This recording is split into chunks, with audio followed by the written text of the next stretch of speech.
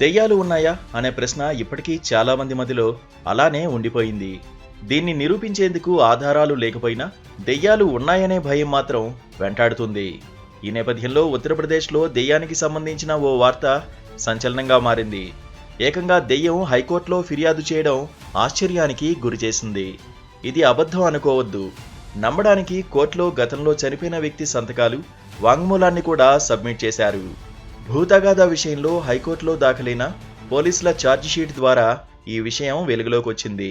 ఉత్తరప్రదేశ్లోని కుషీనగర్లో ఈ సంఘటన జరిగింది.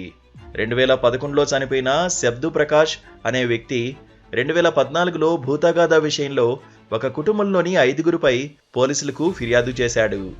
దీనిపై ఎఫ్ఐఆర్ నమోదు చేసిన పోలీసులు కూడా దర్యాప్తు చేశారు. చనిపోయిన వ్యక్తి నుంచి, అదే దెయ్యం నుంచి వాంగ్మూలం కూడా తీసుకున్నట్లు ఛార్జిషీట్ సిద్ధం చేశారు.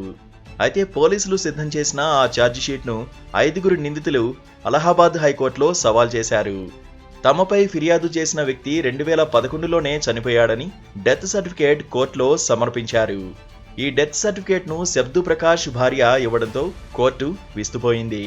2011లో చనిపోయిన వ్యక్తి 2014లో ఎలా ఫిర్యాదు చేశాడంటూ తలపట్టుకుంది.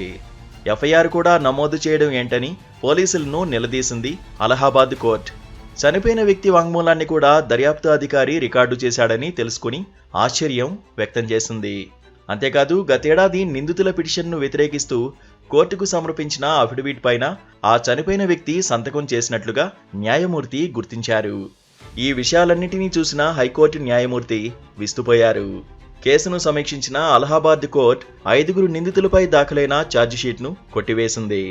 పోలీసులు ఎఫ్ఐఆర్లో పేర్కొన్న విషయాల గురించి క్లారిటీ ఇవ్వాలంటూ కుషీనగర్ ఎస్పీని ఆదేశించింది. చనిపోయిన వ్యక్తి పోలీసులకు ఎలా వాంగ్మూలం ఇచ్చాడు, అలాగే సంతకాలు ఎలా చేశాడు, ఈ విషయాలను తేల్చాలని ఎస్పీని అలహాబాద్ హైకోర్టు ఆదేశించింది. సమగ్ర విచారణ జరిపించి అసలేం జరిగిందనే విషయాన్ని కోర్టుకు వివరించాలని సూచించింది.